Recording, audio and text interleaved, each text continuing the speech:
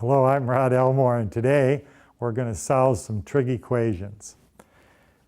And first we're going to take a look at this. Now what you have to also remember when you're solving these is you look over here to see what values you want for x, because x could go off to infinity positively or negatively. But here we're going to just have x's from 0 to 360.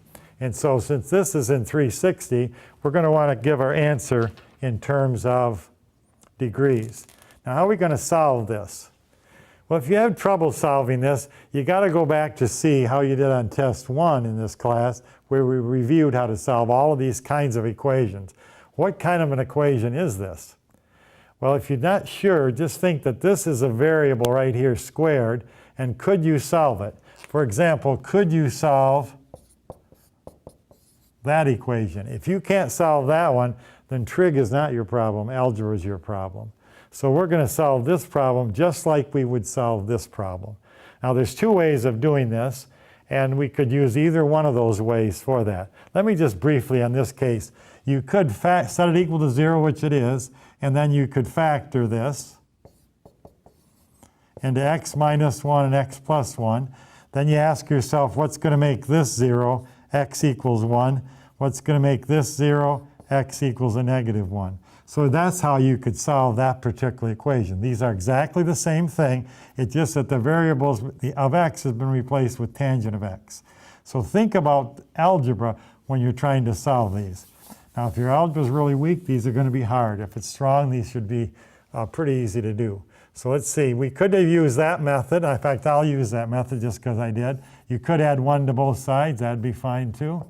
But let's do that factoring. So put the x's here, and then this is a negative, so it's going to be plus or minus, and the only choice there is 1. I'm not going to give you terribly hard ones. So then we can solve this equation the same way we did. What's going to make this one 0? If tangent of x, if tangent of x is equal to negative 1, and this would be if tangent of x is equal to positive 1. So now we're not done yet because we want to find out what x is. So now you have to ask yourself, what values between 0 and 360 does the tangent equal to a negative 1? And how many times? Now if you could visualize that picture in your head that we did the other day on functions, you'd be able to actually kind of see how many places that could happen at. But we're going to do it just like we did, we evaluated. To evaluate this, you first find a reference angle. And what's our reference angle for a 1? Our reference angle for a 1 is 45 degrees. So then you have to think what quadrants. In fact, the reference angle would be the same over here. So now what quadrants are we in? So let's take a look at our quadrants. Let's see, where is the tangent negative and where, well, we're going to be in all of them because the tangent is positive here, it's positive there, and negative in these two spots. And that was that all students take calculus thing, but we're supposed to be up to speed on this. So we're going to be in all the quadrants. So it's going to have to be in this quadrant, it'll be a 45-degree angle. In this quadrant, this would be 45, so our angle is going to be 180 minus 45, or 135 degrees. And then, let's do another one over here, not to have too many in one.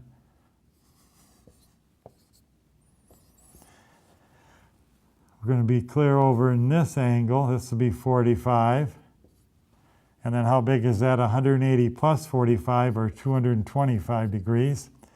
And then we'd also be down here in 45, so we'd be all the way around there. 360 minus 45, or 315 degrees. So it has 4 answers to it. So you'd have to list all 4 answers. X could equal 45, 135, 225, and 315 degrees. And those are all the places it's equal to plus or minus 1. And if you're actually to plot that little graph, you could see that also. So this has 4 different answers to it. And so this is our first of 2 examples on how to solve trig equations. You do it algebraically, and then you evaluate, as we learned when we expanded our definition of the trig functions. Let's take a look at one more, and then you can try them on your own.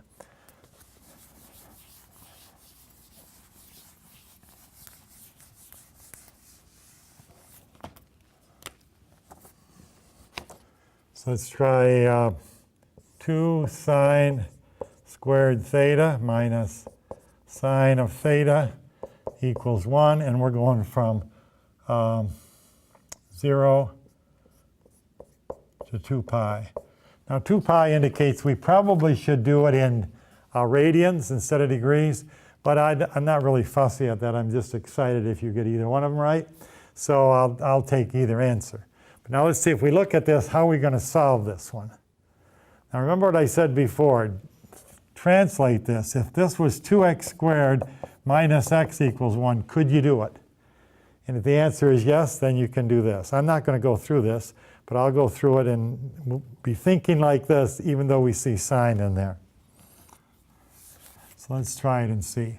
So let's see, this is a quadratic equation, so we set it equal to 0. I don't think we want to use a quadratic formula on it. These will be easy enough to do factoring-wise. Subtract 1 from both sides. Then we're going to try to factor this. And let's see, this got to be a 2 sine, so it's going to be 2 sine and sine.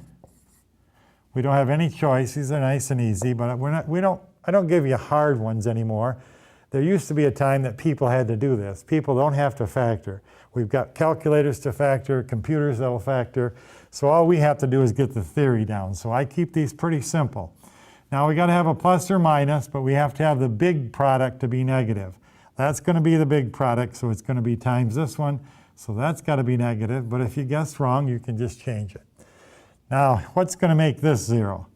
That might be kind of hard for you to see, so you might want to set it equal to 0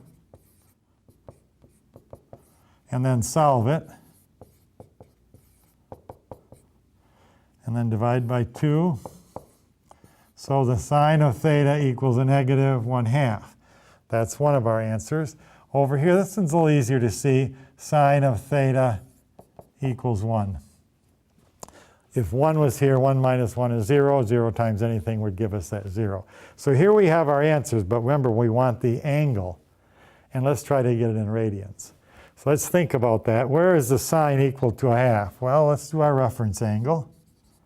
Our reference angle, the sine, what angle has the sine of 1/2? Well, if you think about your table, that would be 30 degrees. But remember, we don't want degrees. So we're going to get rid of the degrees. And what's 30 degrees in terms of radians? It would be pi over 6. So that'll be a little bit harder for us, but we can handle it. In which quadrant is the sign negative in?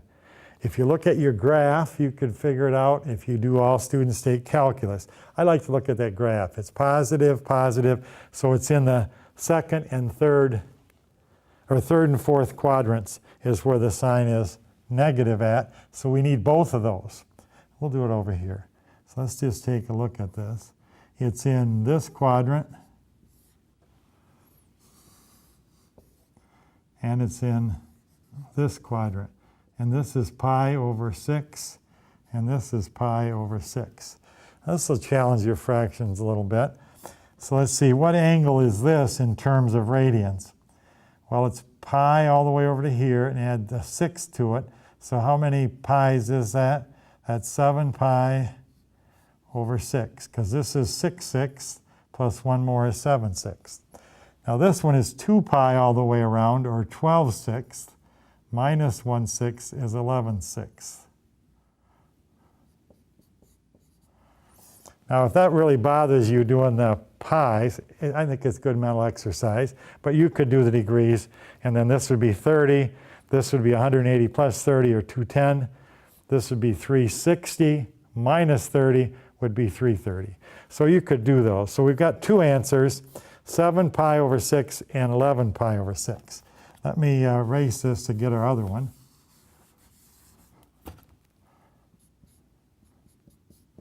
So far these are. Now, where is the sine equal to 1 at? Now, if you've got that graph in mind we did the other day, you can just answer that.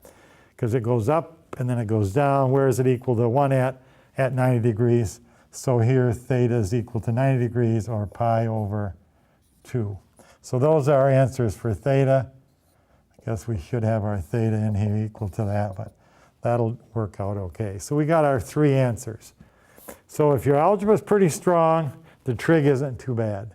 But you'll have to be able to do what we did the other day and memorize how to figure out, once you get this far, how do you get these? So those are solving 2 trig equations. Try the video homework yourself without looking. If you need to look back, then look back and try that. And that should be helpful. Remember, mathematics is not about watching somebody else do it. It's about watching you do it. And so that's a big deal.